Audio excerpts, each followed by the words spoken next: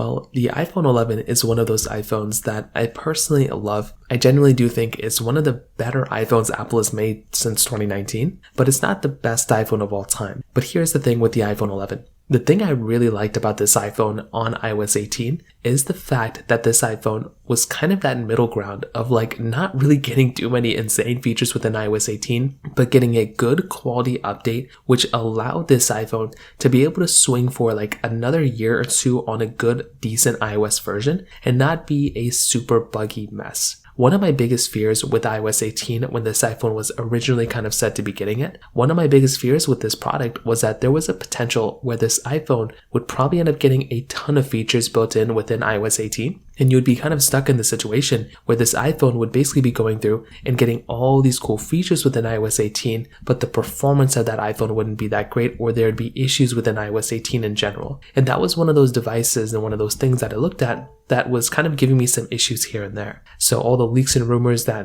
within, iOS 18's release that I was looking at it, I was like, I don't know if this iPhone's going to hold up that well. Then Apple Intelligence, I would not expect an iPhone 11 probably to support it natively, to be honest. But even if it were to get it, I feel like there could have been some performance issues that Apple gave it. So maybe it was the better decision that Apple didn't give this version of software to it. But the thing that I really like about iOS 18 on the iPhone 11 is the fact that this version of software isn't really taking a toll on this iPhone. I haven't really noticed this iPhone being extremely sluggish or terrible compared to iOS 17. The only things I do notice, there are some glitches here and there, but that's only because this is like a brand new version of software. I also do notice that sometimes, specifically within the control center, when I'm in the control center and I'm swiping between pages, that can be a very noticeable glitchy experience. But other than that, if I'm being honest, you are still getting a very good device on something like the iPhone 11. And even on iOS 18, this device is still holding up very, very well, which I'm very surprised at. So overall, what I'll definitely tell you is